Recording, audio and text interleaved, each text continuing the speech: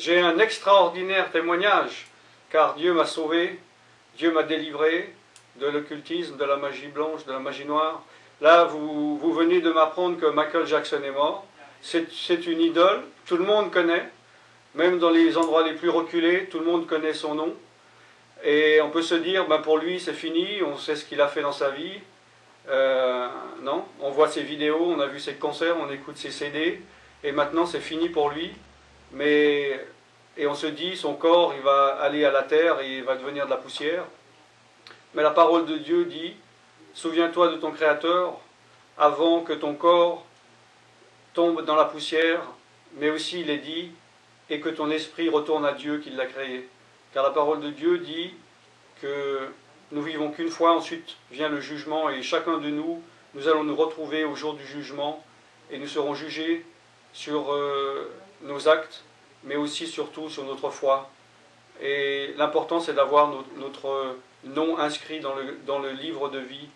Et pour avoir le nom inscrit dans le livre de vie, il faut avoir accepté Jésus-Christ, il faut avoir accepté l'envoyé de Dieu. Je faisais la magie blanche, la divination, je devinais les choses sur les gens, leur famille, sur leur situation, comme un médium. J'étais aussi un spiritiste, j'étais en communion, en communication avec les esprits mauvais. Je faisais la voyance, je pouvais savoir les choses qui se passaient à l'avance. Et un jour, un esprit encore plus méchant est venu me proposer la capacité de jeter des sorts à distance pour tuer des gens. Avant ça, j'avais été délinquant et je savais que toutes les personnes qui faisaient du brigandage, un jour ou l'autre, ils pouvaient se faire arrêter par la police. Parce qu'il y avait des preuves, on pouvait retrouver des empreintes digitales. Et là, je me suis dit, je peux tuer des gens, que je sois à 1 mètre de lui ou à 40 000 kilomètres, je peux les tuer. Et j'ai trouvé ça une puissance fantastique, je n'ai pas vu le côté mauvais. Et j'ai jeté des sorts et j'ai tué des gens. J'ai vu une personne mourir devant moi, se vider de son sang, et je n'avais aucune pitié, car c'était un esprit cruel en moi. Mais cet esprit m'a possédé, parce que le diable, les démons ne donnent rien gratuitement.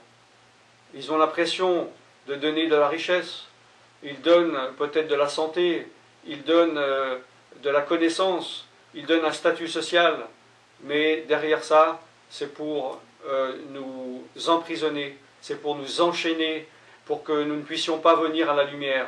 Moi, je haïssais les chrétiens, je haïssais la Bible, et je haïssais Christ, car ces démons en moi ne voulaient pas que je m'approche de Jésus, car ils savaient que si un chrétien courageux allait prier pour chasser ces démons hors de moi, il devait se soumettre et sortir. Car la parole de Dieu dit que toute bouche confessera que Jésus-Christ est Seigneur et tout genou fléchira. Et les démons savent qu'ils doivent obéir à la parole du Seigneur des Seigneurs et du Roi des Rois. Et c'est ce qui est arrivé dans ma vie. On a prié pour moi et c'est là où j'ai découvert que j'avais beaucoup de démons en moi et ils ont dû quitter leur demeure un après l'autre car ils avaient prié au nom de Jésus. J'avais accepté le sang de Jésus dans ma vie. Dieu a trouvé un moyen pour me racheter et je sais que s'il l'a fait pour moi, il peut le faire pour tout le monde. Il n'y a personne qui écoute maintenant qui est trop bon pour être sauvé et il n'y a personne qui est trop mauvais.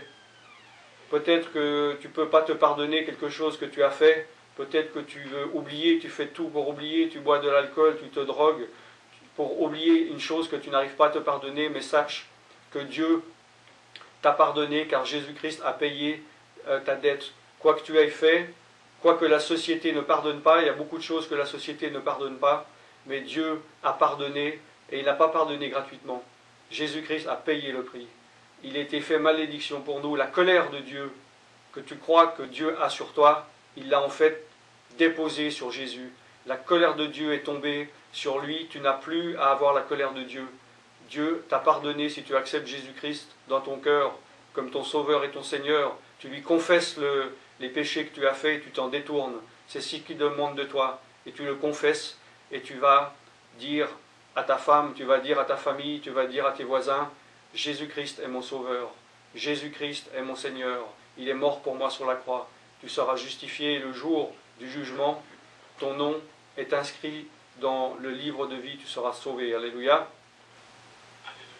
Donc, mon frère, Brian, il y a dans tous les jours quotidiens, il y a on parle de sport. Oui. Quel rôle vous avez ce sport pour les gens qui sont pas dans cette manière? Parce qu'il y aura des points, si vous êtes trop bébé, Oui. des choses comme ça, c'est fait partie de qui lorsque vous êtes dans le monde, Oui. est-ce qu'il y a une organisation qui est Ben, il y a des choses dans l'occultisme qui paraissent anodines, qui paraissent pas dangereuses. La plupart des gens, ils disent, mais quel est le danger? J'écoute mon horoscope pour rigoler, j'y crois même pas. Alors si tu ne crois pas, pourquoi tu écoutes?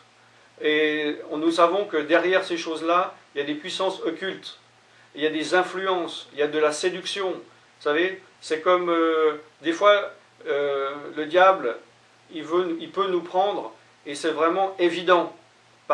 C'est comme un voleur qui vient, on le voit arriver, il a des armes, on sait ce qu'il veut.